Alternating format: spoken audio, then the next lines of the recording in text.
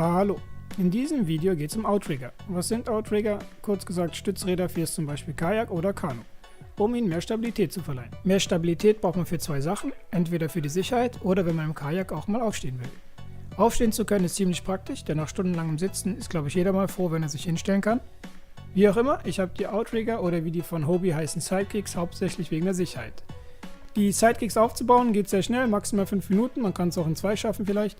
Die Luftkissen kann man mit dem Mund easy aufblasen, dann auf die Stange stecken, mit dem Metallstift fixieren, in die andere Stange hineinschieben und fertig. Ich wollte eigentlich noch ein Video machen, wie man das Ganze installiert, aber es gibt schon ein paar gute YouTube-Videos, die genau das zeigen. Es ist halt sehr einfach, man muss nur 4 Löcher in den richtigen Stellen, in den richtigen Abständen bohren und das in der richtigen Dicke und das ganze Zeug zusammensetzen. Also was besonders an dem Bausatz ist, sind einfach die Schrauben. Die Schrauben, die haben eine Gummispitze und die Schraube, die hält von alleine, man muss sie nur fest reindrehen. Und man braucht keine Mutter, was ziemlich praktisch ist, denn man muss von der anderen Seite nicht gegenhalten, was einem ziemlich viel Fummelei erspart. Allerdings würde ich dieser Stange, die dann die Sidekicks später trägt, keine großen Belastungen aussetzen, da die Schrauben wahrscheinlich nach oben rausgedrückt werden.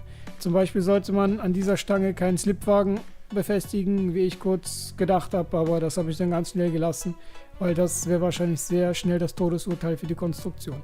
Aber Routenhalter oder Kamerahalterung kann man ohne Probleme daran montieren. Einige meinen, dass die Outrigger das Kajak langsamer machen, stimmt, aber nur bei Wellengang, wenn die Outrigger nämlich auf die Wellen schlagen. Dann ist das Kajak aber sicherlich immer noch schneller als die breiteren Modelle.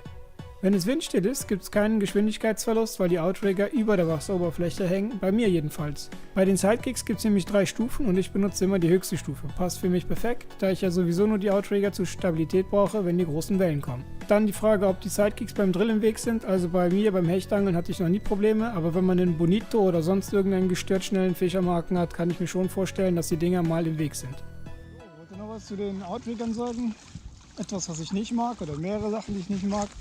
Einmal der Preis, relativ gestört finde ich. Dann musste man, oder ich musste Plastikteile nachschleifen, dass die überhaupt reinpassen. Also an den Stangen hat es eben so Plastikteile, die müssen in die Stange reingeschoben werden. Und die Plastikteile, die waren zu dick. Hat zwar nur 5 Minuten gedauert, aber immerhin, für den Preis sollte man doch schon erwarten, dass es funktioniert. Und mir haben auch noch andere Leute geschrieben, dass sie genau das gleiche Problem mit den Outriggern hatten. Aber was mich am meisten stört, ist nicht der Preis, ist ja nicht, dass ich die Plastikdinger zuschleifen musste, sondern dass die Dinge einfach so auf den Stangen hängen.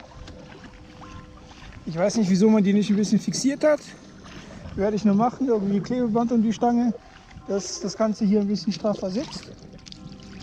Aber das Ding wackelt hin und her, wie es will. Sobald es ein bisschen Wellen hat, kippt das Ding nach vorne, kippt das Ding nach hinten, bleibt dann auch so und schlägt dann mehr auf die Wellen auf und spritzt die ganze Zeit. Verstehe ich nicht. Verstehe ich nicht, wieso das so ist. Hier auf der Seite kann man es dann nochmal sehen. So. Wenn die jetzt immer gerade wären, würde es viel weniger spritzen.